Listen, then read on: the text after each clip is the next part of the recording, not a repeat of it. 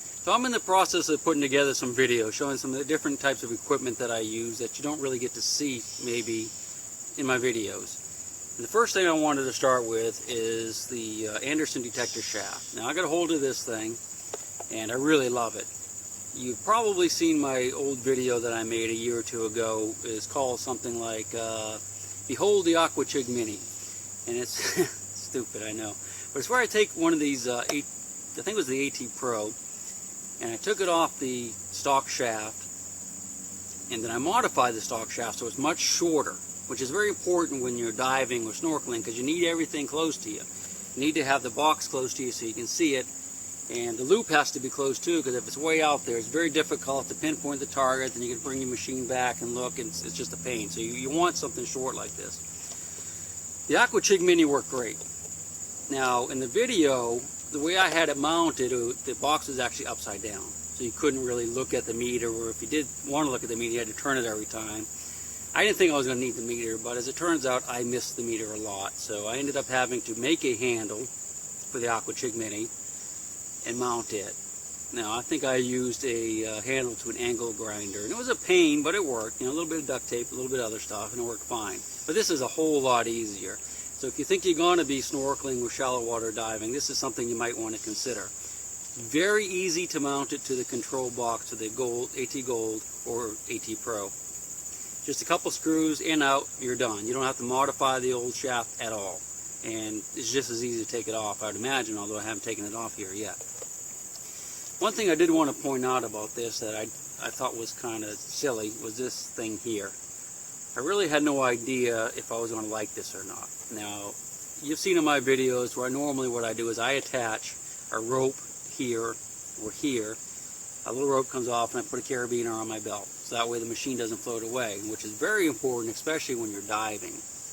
Because if you get a signal and you set your machine down so you can dig, a lot of times the current will take your machine away. And I've actually lost my machine. I had to go looking for it, diving for it. It's horrible. I did find it though. If you have the cord like I normally use to your belt, it's just another cord that gets in your way when you're doing stuff, and you end up getting all tangled up with everything. This is great because all you do is stick your arm in it like this, and you dig. When you want to put your machine behind you, you just set the machine behind you, and it hangs right here. You don't even know it's there. In fact, when you think about the machine, you're like, oh my God, what'd I do with it? And it's right here. I mean, it just works great. I really love it. I would even consider doing something like this if you do it like an Aquachigger Mini setup, but this is a real easy setup. Let me just show you how, just very briefly, what you have to do to mount it to this shaft from the original stock factory shaft.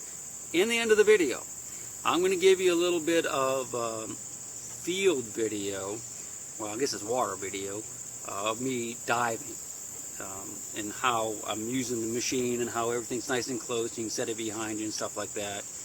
You know, just a short little couple clips for you, and it'll be long. I'll have a longer video of that, but I'll just give that to you for now. If you have any questions about the shaft here, feel free to ask me. I don't know if I'll have all the answers for you because again, I don't make these things, I just use them.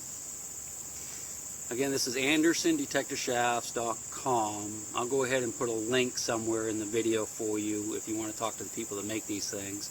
But I'll answer any questions you have. At least I'll try to anyway.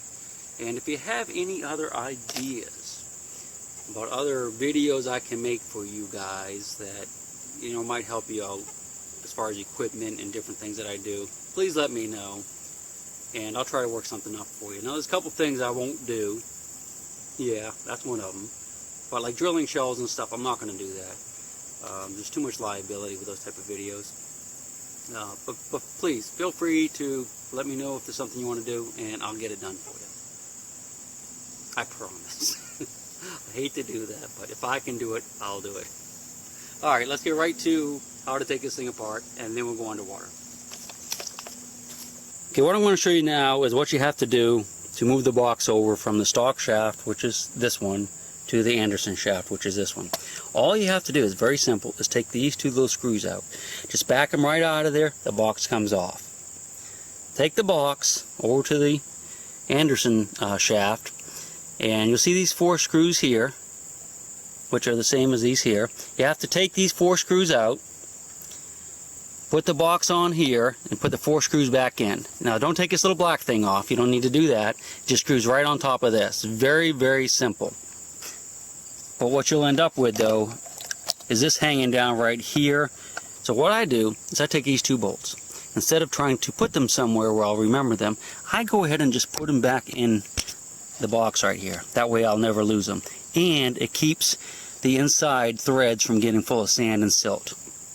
Now you'll notice too one other thing. Look at this. See this? I always put a little bit of goop on all the little screws and stuff on my metal detectors. Even on these here, because these do have a tendency to back off sometimes. Not that it hurts anything. But I put a little goop on here, a little goop here, a little goop here, and a little goop on those. That way you'll never lose them. When it comes time to take it off, you just grab it with your fingers or a pair of needle nose pliers and you just pull it right off. It's really simple. So that's all there is to it as far as moving the box back and forth. You can go back and forth in just a matter of minutes each time.